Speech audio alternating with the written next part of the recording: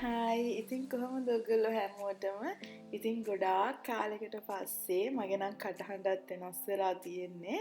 ඉතින් මම මේ හැමෝම අරගෙන දැනට මෙතන ඉන්නේ නංගි හස්බන්ඩ්ුයි විතරයි. අපි ශ්‍රම දානයකට යන්න තමයි හදන්නේ. අපි මේ ඉතින් ආවේ අපේ අලුත් ගෙදර ක්ලීනින් කරන්න අම්මයි අප්පච්චිත් ආවා නංගිත් එක්ක අපි දෙන්නට උදව් කරන්න. යතුරු හම්බුනේ ඉතින් මීට ඉස්සෙල්ලා දවසේ. අද ඉතින් කට්ටියත් එක්කම ක්ලීනින් කරන්න පටන් ගත්තා. අපේ අම්මට ඉතින් උඩ නගින්න එපා කියද්දි එයා අහන්නේ නෑ. හරි මුරණ්ඩුයි එයා.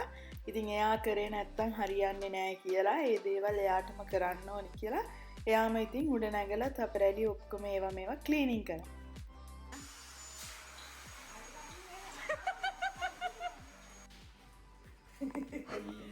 මාමා කරපු කියන්නේ මාමා කරපු විදිහට ඔක කරන්න විලාකි. අපි ගෙදරින් යනකොට කෑම හදාගෙන ආවා. මොකද අලුත් ගෙදර තාම පදිංචියට ඇවිල්ලා නැති නිසා ලිප්පත්තු කරන්න බැරි නිසා අපේ නංගි තමයි ඉතින් බුරියානි හැදුවේ. එයා ඉතින් රහට හදනානේ කෑම.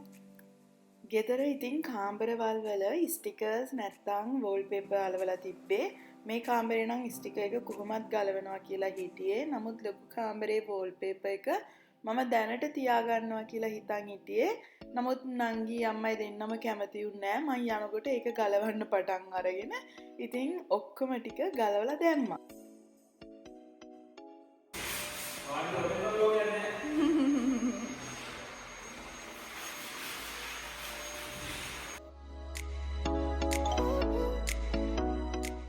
ඊට පස්සේ දවසේ යා තීන්ත බලන්න. මොකද අපි හිතන් හිටියේ දැම්මම තීන්ත ගන්න නෑ කියලා. මොකද ඉස්සෙල්ලා හිටපු කට්ටිය යන්න ඉස්සෙල්ලා තීන්ත ඔක්කොම ගාලා තමයි බාර දීලා ගියේ ගෙදර. නමුත් අම්මා වෝල්පේපර්ස් ස්ටිකර්ස් මේවා අපි ගලවපු නිසා අම්මම කිව්වා ගිහිල්ලා තීන්ත අරගෙන ගාන්න කියලා දැම්මම බඩු දාන්න ඉස්සෙල්ලා. ඒක නිසා ඉතින් අපි කට්ටිය ගිහිල්ලා එදා තීන්ත අරගෙන ආව ගන්න.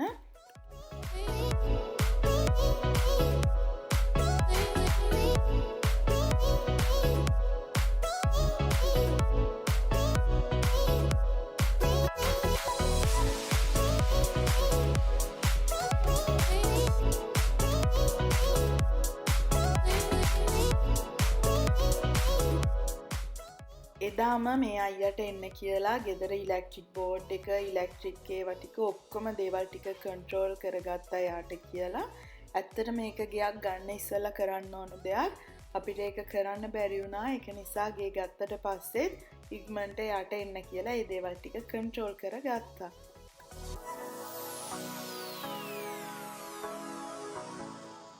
අපි ඉතින් මෙච්චර දවසක් හිටිය අපේ අම්මලා ගෙදර. මේක ඉතින් අපි දෙන්නගෙම පළවෙනි ගෙදර. ඉතින් ඒක නිසා අපි දෙන්නට මුල ඉඳන් ඔක්කොම බඩු ගෙදරට අලුතෙන් අරගන්න වුණා. පළවෙනියටම ගෙදරට ඕඩර් කරේ ඇඳයි මෙට්ටෙයි. ඉතින් ඒක දැන් අද එනවා කියලා අපිට කෝල් එකක් ආවා. ඒක නිසා අදත් අපි අලුත් ගෙදරට ගියා. ඒගොල්ලෝ ඉතින් ඇවිල්ලා ඔක්කොම ගෙනල්ලා දීලා හයි කරලා දීලා ගියේ. ඒ කියන්නේ අපි එක්ස්ට්‍රා පේමන්ට් එකක් ඒගොල්ලන්ට ගෙව්වා. ඒක හයි කරලා ගෙනල්ලා දෙන්න.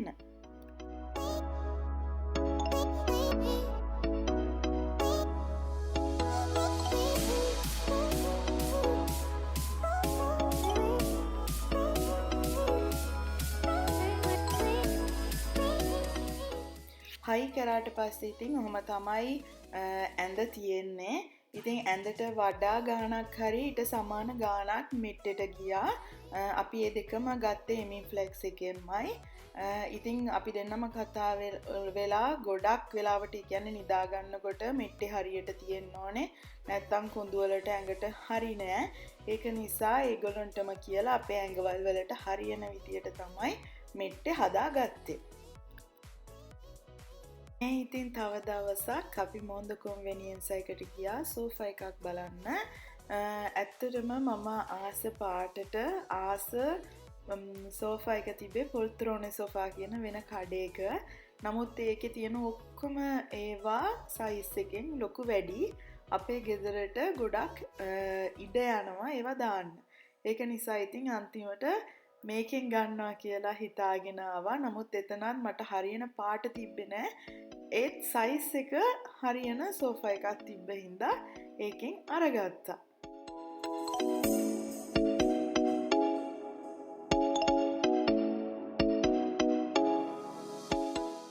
ඊට පස්සේ අපි ගියා IKEA එකට. මං ආසම කරන කඩයක්. මං හරි ආසයි මේකට යන්න.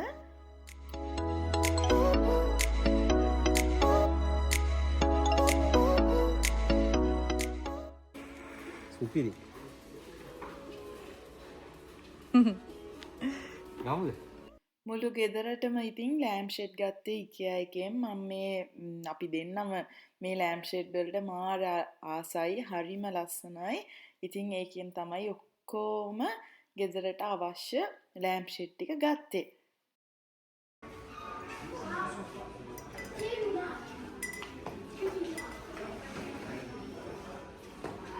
ටීවී එක ඕඩර් කරන්න ඉතින් වෙනම කඩයකට ගියා. ඇත්තටම කිව්වොත් මේ කඩේ නෙමෙයි මීඩියා වර්ල්ඩ් කියලා කඩයක් තියෙනවා. ඒකෙන් තමයි ඔක්කොම ඉලෙක්ට්‍රික් බඩු ටික ඕඩර් කරේ.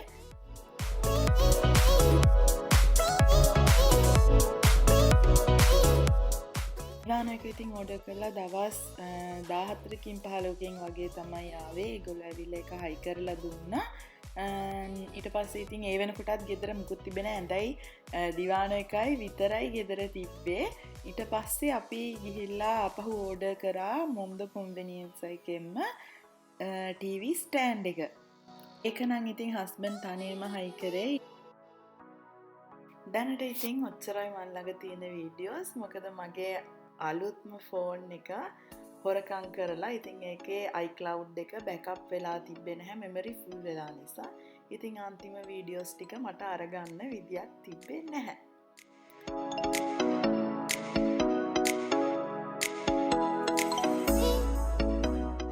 ඉතින් වෙන වීඩියෝ එකකින් හම්බෙමු. එතකන් ටේක් කෙයාර්. බයි බයි.